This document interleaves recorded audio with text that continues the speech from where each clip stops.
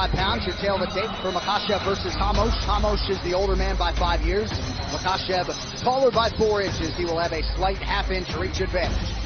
All right, now for the particulars. Professional record, 10 wins, 2 losses. He stands 5 feet 6 inches tall, weighing in at 156 pounds. Fighting out of Rio de Janeiro, Brazil, presenting the World Cup Pan American and ADC Jiu-Jitsu champion, Tommy Tasmanian Devil.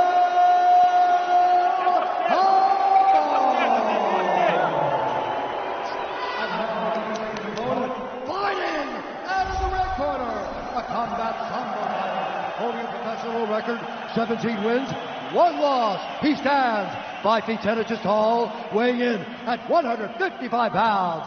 Fighting out of Makhachkala, Russia, presenting the Combat Sambo World and European Champion, Islam Makhachev. And the action begins. Our referee in charge, Peter Hickmott. Peter Hickmott got the fresh fade for tonight. The beautiful Luciana Andrade getting ready for round 1 here. A lot of Makhachev support in this building. Davi Hamosh trying to mute the Abu Dhabi masses here.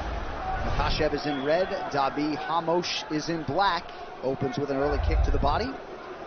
Make the switch to Body Armor, the official sports drink of UFC. More natural, better sports drink. Grab one today at Speedway.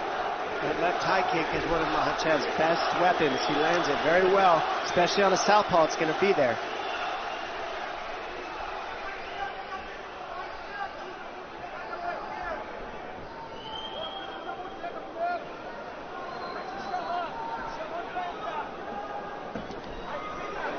Makhachev, former Combat Sambo World and European champion, really has plus skills everywhere, though, if you watch the film.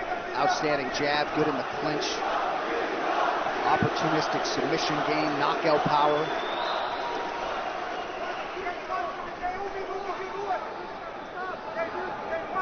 But Hamosh, as soon as he had accomplished that goal in 2015, there's the first takedown attempt on Hamosh. But Hamosh in 2015 immediately shifted his focus to the UFC, and he is off to a 4-1 start in the big show.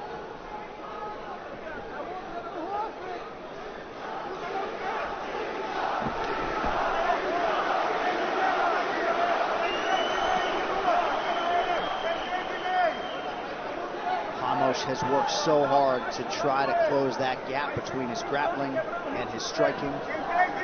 Said he can't be the UFC champion with just jiu-jitsu, but certainly got hands and he has power.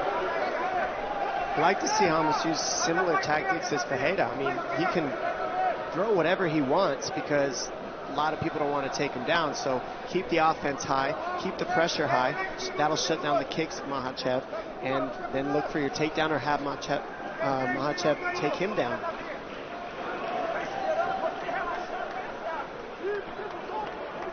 The 13th pro fight for Hamosh. He has never been finished as an MMA pro, and he's trained a lot in Russia, so very comfortable with this Abu Dhabi backdrop tonight. Is that a breeze? I just felt that can't be a breeze. That was from the left hand that just landed from Makhachev right there. That's what you felt. That was fast and it was hard and it hit right on the button. And the longer Hamosh waits on Makhachev, it's going to be a long night for him. He needs to be first and needs to not be waiting to counter. Crowd chanting for Islam Makhachev.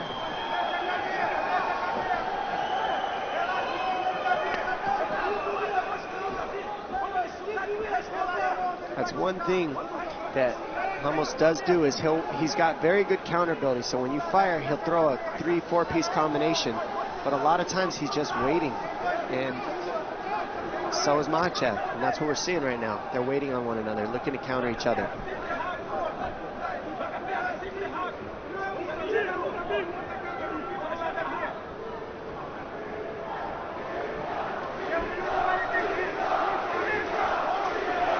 To the body, then retreats. So far, it's been one strike at a time from these guys, and combinations really step things up and make things a little different.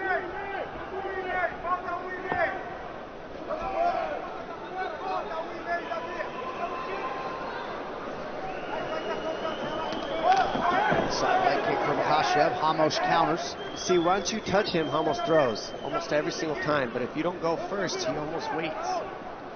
You touch him and he'll go right away.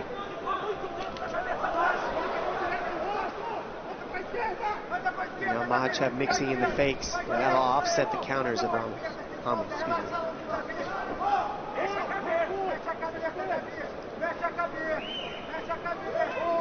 Hamosh keeping that guard high.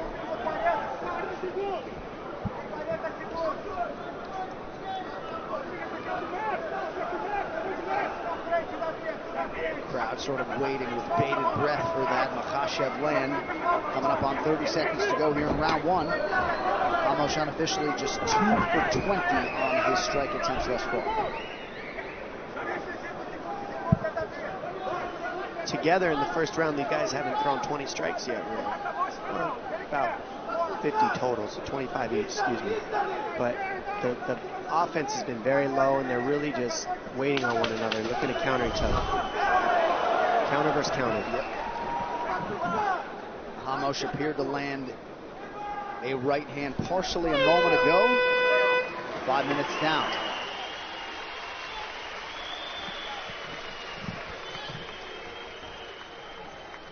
To continue his ascent by turning back Dabi Hamosh. Makhachev, the slightly busier and more effective striker in round one. Here's round two. And I love Hamo's corner saying you got to be first. I couldn't agree more. He's got to quit waiting and just go, let his hands go and be first.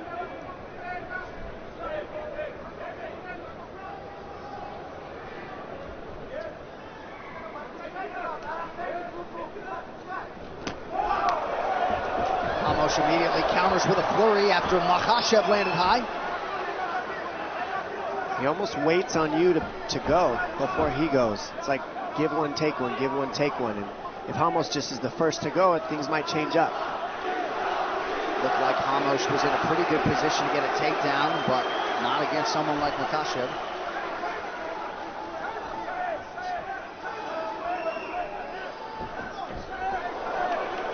Makhachev absolutely deadly in that clinch setting. About a minute gone by here in round two. Makhachev lands to the bottom.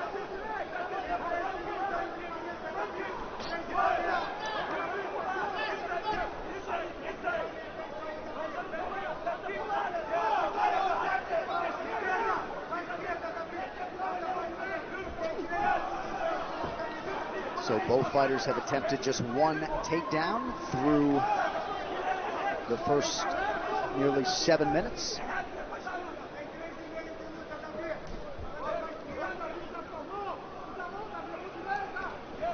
Makhachev starting to press forward, working off that jab out of the southpaw stance. And we said it in the earlier fight where if you get two strikers, in the very first fight of the night, if you get two strikers, a lot of times you see them grapple each other because they don't want to go against each other's strengths. And what we're seeing here is what it looks like two grapplers that don't want to go into each other's strengths, and so they're having a striking match. And it's just the way it goes sometimes.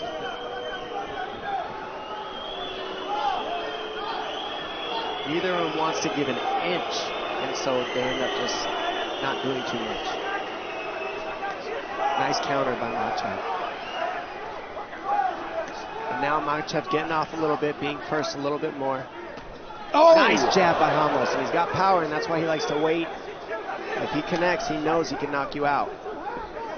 Very patient. Makhachev seemed to recover with immediacy, but a moment there for Hamosh. And there's that Hamosh jab again, keeping Makhachev honest.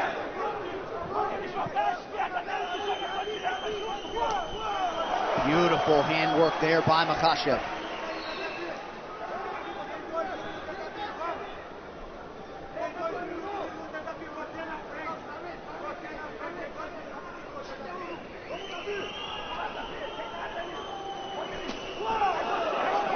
So when you're preparing for a fellow counter striker, I'd imagine you're expectant that you might get into some of these scenarios where there's a lot of feeling out, a little bit of a staring contest at times. Yeah, that's right. And what you can do in those situations is feint. You double up on the feints, and then the counter's not there because they can't tell if you're faking or being offensive. And the fakes aren't there for these guys, so that's what's happening. Makhachev landed a big right hand a moment ago while backing up. Hamosh a little bit bloodied now. Oh, big knee from Makhachev. Makhachev is just getting ahead on the big strikes landed by far. I mean, it looks like it's touched Hamo's nose, looking a little red. No cuts yet. I don't know. I can't see a cut yet, but I think the nose is busted for sure.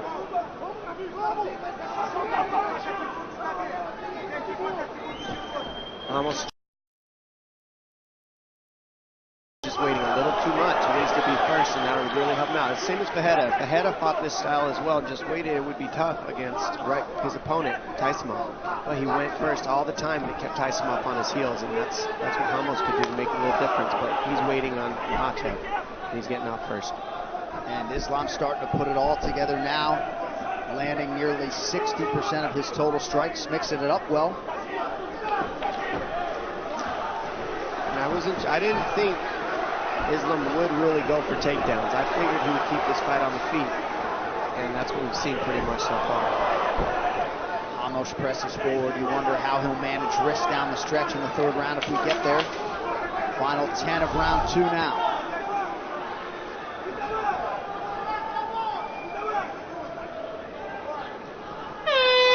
Good round for the Russian.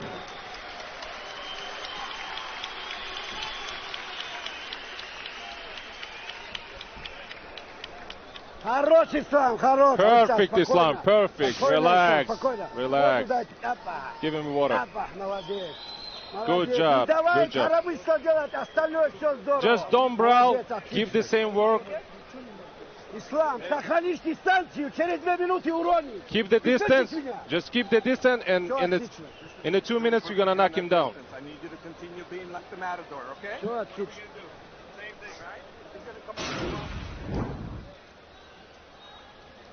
Goes to be thrown, and you see Ramos throws it like a check hook jab type of punch, and it connects, and you see this left hand really hurt Ramos, and another one down the pipe right to the nose.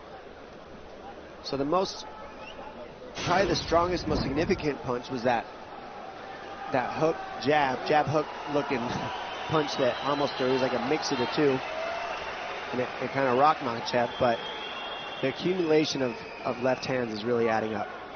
All right, round 3 brought to you by P3, the official protein snack of the UFC. Davi Ramos was super excited when he heard that Islam Makhachev had accepted this fight. Now we'll see what the Brazilian Ramos can do over these final 5 minutes.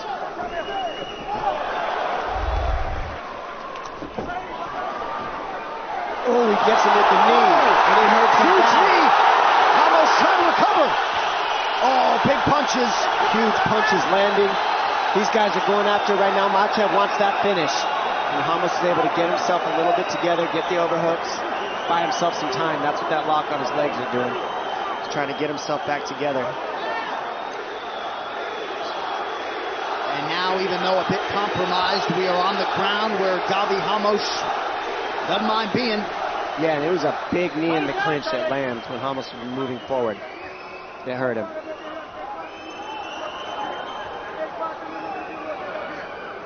And keeping Ramos' head up against the fence is a real smart tactic because of the way it's hard to move your hips there.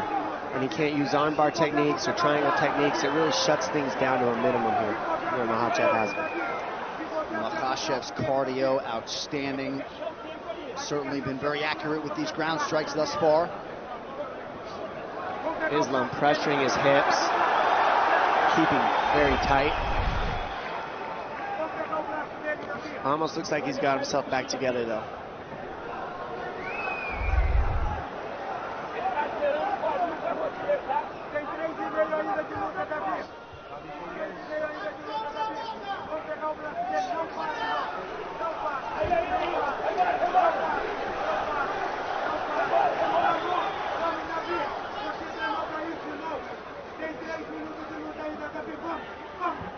Fight fans, you at a UFC fight party or planning to attend a fight soon? Well, gear up with all things UFC, available now at UFCstore.com. From customized walkout hoodies to memorabilia, special promotions are happening now. Shop now at UFCstore.com.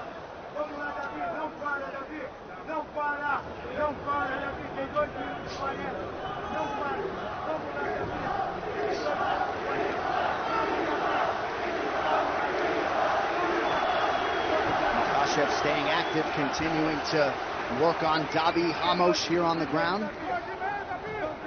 2.5 minutes now to go in this third and final round. If you're ever going to be on the ground with Hamosh, you're going to want to keep his head up against the fence, just like Makhachev's doing. Smart game plan. Keep him parallel with the fence. He can't move his hips. Can't really dig underhooks. And Hamosh is good with staying on his back and not getting to his feet right here. So Islam's happy to oblige. 3 times Hamosh has been warned for interlocking his toes or fingers in the fence. Good pressure by Islam, keeping the legs out of the equation. And right here, this is a nice way to go for an armbar here. He tries to get the balance off, but the fence being there just really changes things. Plus, it's so slippery and hot, so they're so sweaty. Very hard to get arm bars, especially in the last minute and a half after the damage that's been inflicted. But it shows you how confident Makhachev is, more than willing to engage Hamosh in this realm at this stage of the fight. You certainly know about Makhachev's ground credentials. I think when he's chose to do it is the key. Exactly. It's really smart that he waited till this third round. And right here, almost using his knees to get now he's got his legs in there. Creating some space, getting away from the fence would really help him, I think.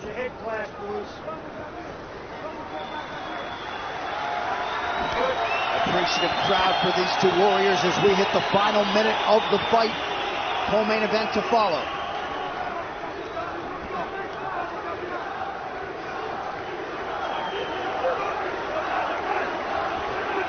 Crowd once again vocal in its support of Islam Makhachev.